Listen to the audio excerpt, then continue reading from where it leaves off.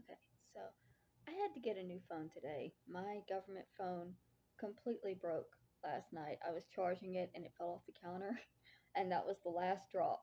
That was the last crack. It was just lines on the screen after that, and I couldn't do nothing. So today I had to venture out and get a new phone, and I thought I would test out the recording capabilities and make a short video for it. So the short video I'm going to make, I want to talk a little bit about the cycle of abuse and how it's more like a whirlpool that sucks you in and pulls you down until it drowns you. And the further you get away from the center, the further closer to the edge you get, the more they'll throw out lines to try to pull you back in.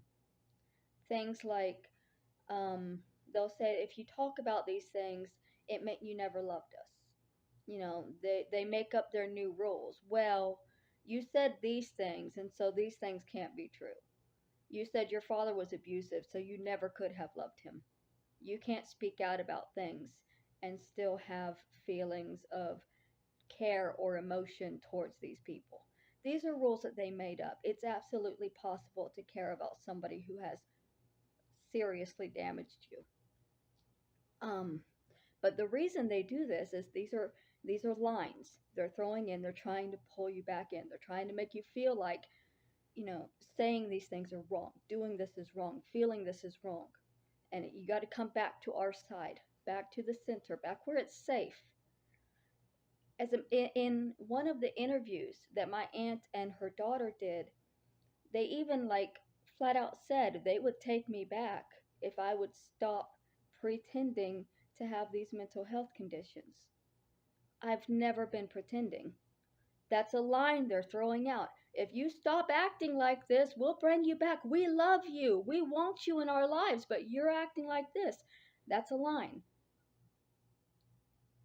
Leaving me out of my mother's obituary. That was a line. That was my family saying, look, you've spoken out about us and you're no longer a part of the family now.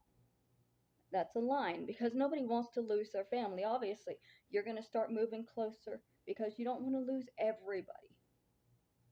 Of course, in an abusive situation, you have to lose everybody. You have to let those lines bounce off of you.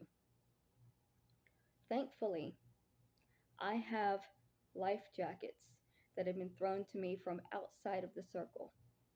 Not only do I have friends online, I have friends who are supportive and who understand. I have my therapist and my doctor. And when my family starts throwing out too many lines and starts trying too hard to drag me back in, I know that I can rely on the life jackets that therapy and medication has offered me. And I'm so thankful that those life jackets exist and I'm no longer susceptible to their lines that they're constantly throwing. And it doesn't, to the outside world, it doesn't look like a line. But the way it impacts you, it is what makes it, it's the manipulation that they're using. It's specifically for you. Nobody else is supposed to be able to see it for what it is because it's not for them. It's going over their heads. I don't want to get sucked down into the whirlpool again. I don't want to let it drown me. That's why I continue seeking help and working to get stronger and move further away from all of this.